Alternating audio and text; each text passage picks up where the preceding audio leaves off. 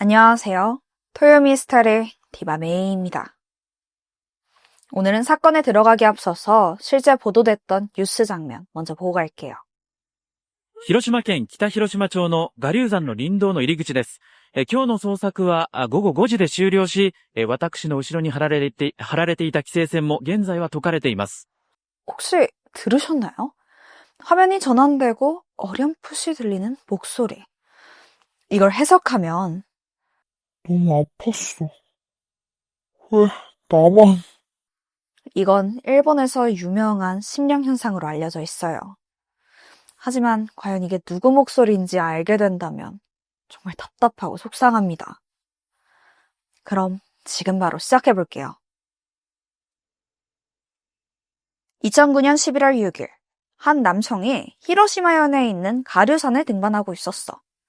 한참을 올라가다가 드디어 정상에 온 거야. 이제 좀 숨 좀 돌리면서 이렇게 경치를 싹 보는데, 응? 저게 뭐지? 저기 밑에 뭔가 덩그러니 있더라고. 저게 뭔가 싶어서 조심스럽게 다가가서 그 정체를 확인해 보는데 아주 소스라치게 놀라고 말아. 그건 바로 여성의 머리였던 거야. 신고를 받은 경찰이 현장에 도착했고 일단 머리에 신원을 찾아야 되니까 부검을 했어. 신원을 밝혀보니 19살이던 하라오카 미야코. 알고 보니 2주 전에 이미 실종 신고가 됐었더라고. 근데 아직 머리만 발견된 상황이잖아. 남은 시신 찾으려고 머리가 발견된 그 가류산을 중심으로 대대적인 수색을 시작했어.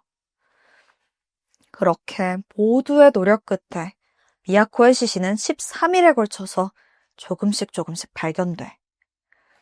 7일에는 다리뼈 일부, 8일에는 팔다리가 잘린 몸통, 9일에는 왼쪽 발목, 마지막으로 19일에는 동물의 배설물에서 손톱과 엄지 발톱을 찾았어. 그러니까 동물이 일부를 먹었다는 거지. 예상했겠지만 시신은 여러 부위로 토막나 있던 거야. 상태는 너무나 참혹했어. 그중 몸통이 가장 많이 훼손돼 있었는데 이게 가슴은 도려내져 있었고 내장은 모두 파여 있는 데다가 심지어 온몸은 불로 그을린 듯이 그 화상까지 남아있더라고. 베테랑 행사들도 이게 사람이 아니라 그 짐승이 막 훼손시킨 게 아니냐고 할 정도로 그 상태가 너무 처참해서 똑바로 쳐다볼 수도 없었대. 얼굴도 심각했는데 강하게 구타당한 것 같았어. 그 왼쪽 뺨에는 발로 밟힌 자국까지 발견됐고 허벅지는 완전히 도려내져서 뼈만 남았더라고. 미야코가 얼마나 고통스러웠을지 감히 상상도 되지 않아. 대체 누가 왜 이렇게 끔찍한 일을 벌인 걸까? 우선 미야코에 대해서 조금 더 알아보자면 그녀는 시네마 대학교에 다니던 학생이었는데 이 학교에 오려고 혼자 상경에서 기숙사 생활을 하고 있었어. 공부하랴 과제하랴 그 바쁜 와중에 부모님 짐 덜어드리려고 틈틈이 아르바이트 하면서 학비랑 생활비도 벌었었대. 그리고 사회봉사 동아리에 들어서 주기적으로 봉사도 나가는 정말 성실하고 착한 학생이었어. 그런 딸에게 이런 일이 벌어졌으니 그 부모님의 마음이 어땠겠어. 사건이 발생한 건 2009년 10월 26일이야. 그날도 학교 갔다가 일하러 가는 그냥 평범한 날이었어. 미야코는 쇼핑센터 3층에 있는 아이스크림 가게에서 일하고 있었거든. 열심히 일하다 보니까 퇴근 시간 된 거야.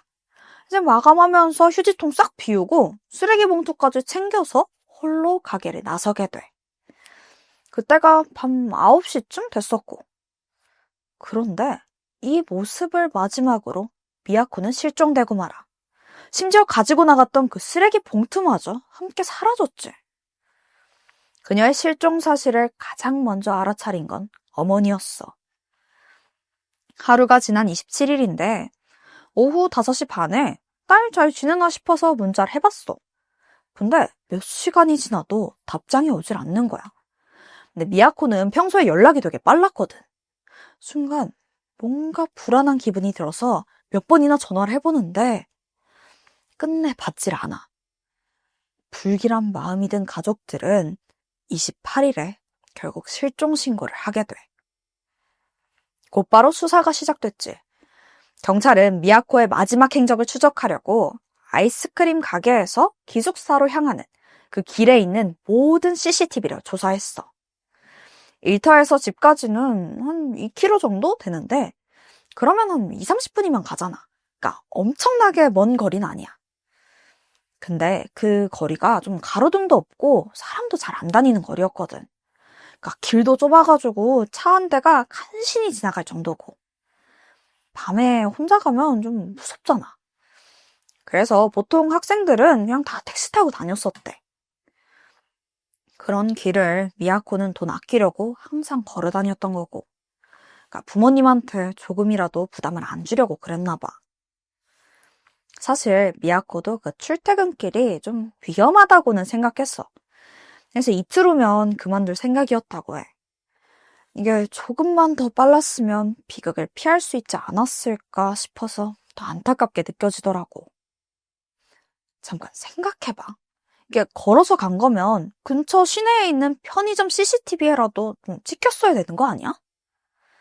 그런데 9시 15분에 쇼핑센터를 나가는 그 모습이 끝이야. 이후엔 그 어디서도 보이질 않는 거지. 그러면 혹시 나오자마자 뭐 차를 탔다거나 뭔가 사고를 당한 게 아닐까? 경찰들도 그녀가 바로 납치됐을 거라고 추측했어. 심지어 사건 당일 9시쯤에 흰색 차가 미야코 뒤를 따라갔다는 목격 증언도 있었거든. 근데 또 그 시간쯤에 막 다투거나 큰 소리를 들은 사람이 없어. 그럼 일단은 막 억지로 끌고 간 건 아니라는 건데. 그래서 경찰은 면식범이 데려간 거라고 생각했고 미야코랑 접점이 있는 사람을 중심으로 다시 조사를 이어갔지. 근데 이거는 내 생각인데 사실 태워다 준다거나 막 길 물어보는 척하면서 친절하게 다가오면 이게 모르는 사람이라도 그 차에 탔을 수도 있잖아. 그런데도 경찰이 면식범이라고 딱 범인을 단정 지은 게 좀 섣부른 것 같아. 일단은 다 가능성을 좀 다양하게 열어두고 수사했으면 더 좋지 않았을까 싶더라고. 근데 뭐 어쨌든 경찰이 계속해서 수사를 하기는 하는데 이렇다 할 증거가 나오지를 않아. 초기에는 비공개로 수사를 했었거든. 근데 이게 해결될 기미가 보이질 않으니까 이 미야코가 실종된 지 6일째 됐던 11월 2일. 결국 공개 수사로 전환했고 제보를 받기 시작했어. 그 제보 전화가 여러 건 오긴 했는데 근데 결정적인 정보는 없더라고. 실종 후에 계좌에서는 돈이 나간 적이 없고 주변 사람들도 다 말하는 게 미야코가 진짜 착해서 누구한테 원한 살 사람이 절대 아니다 라고 하는 거야. 돈 목적도 아니고 그 원한도 아니면 면식범이 아닐 확률이 높지 않아? 그제야 경찰은 이게 아니구나 싶어서 수사 방향을 전환했지. 근데 이미 2주나 지난 시점이야. 아니, 실종 사건에서 골든타임이 얼마나 중요한데. 솔직히 좀 늦은 감이 있잖아. 그래서 경찰은 조금이라도 빨리 그 범인을 특정해보려고 프로파일링을 하기 시작해. 그 내용을 좀 보자면 우선 범인은 피해자 집 또는 그 아르바이트 장소랑 가까운 곳에 산다고 추정됐어. 또 잔혹하고 엽기적인 그 범행 행각을 미뤄봤을 때 비디오 대여점에서 공포 영화를 빌린 적이 있을 걸로 추정됐고 그리고 부검 지식이 뛰어난 의료인이나 또는 도축업에 종사한 적이 있는 20살에서 40살 사이의 남성일 거라고 추측됐지. 이런 특징을 가진 인물을 추려서 수사를 다시 진행했는데도 6년 동안이나 별다른 진전이 없는 거야. 그렇게 하염없이 시간만 흘러갔어. 그러다가 7년이 지난 2016년 경찰이 미야코 사건을 재조사하기 시작한 거야. 이때 N시스템을 이용했는데 이게 일본에서 사용하는 자동차 번호 판독 시스템이거든. 여기에 수상한 차가 감지된 거지. 심지어 당일 목격됐던 그 흰색 차량과 같은 차더라고. 보니까 통행 기록이 남지 않는 뒷길만 이용해서 이동한 게 확인돼. 이거 벌써 의심스럽잖아.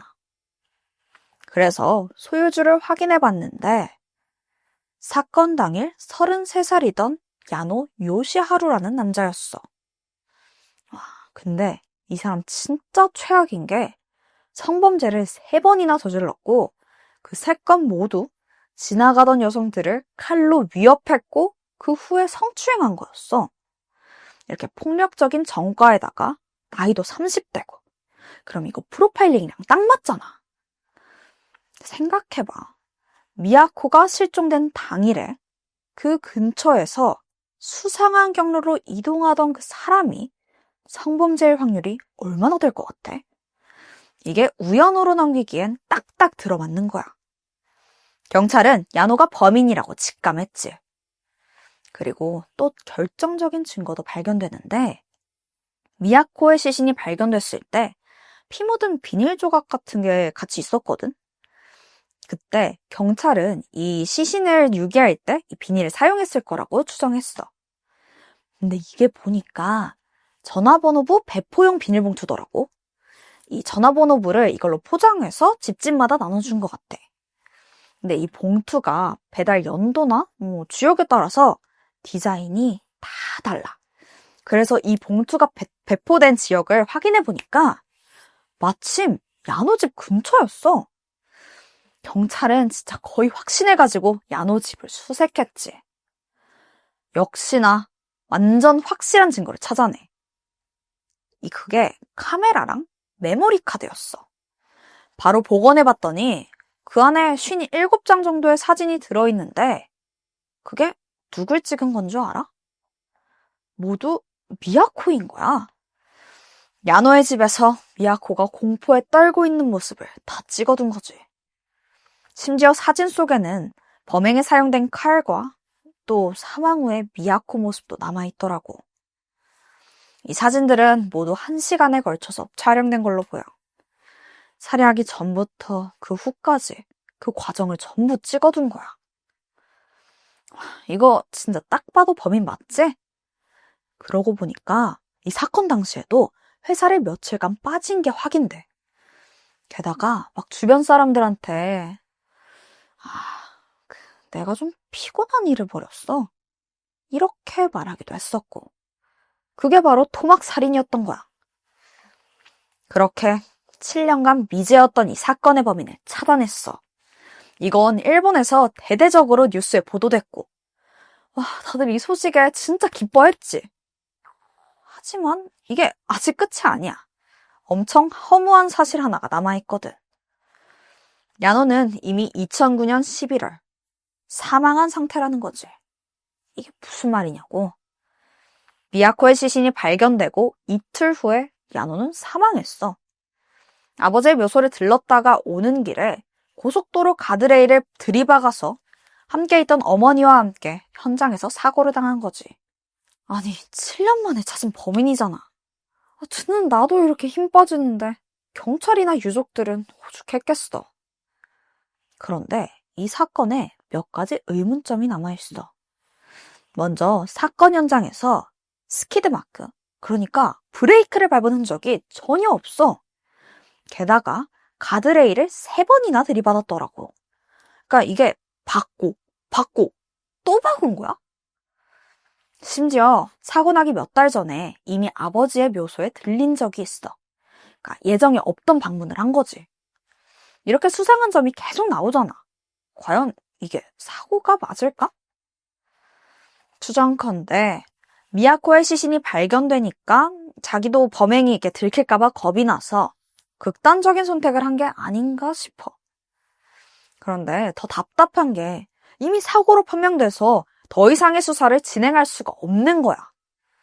결국 이게 자살인지 사고인지 영원히 알 수 없게 돼버렸지.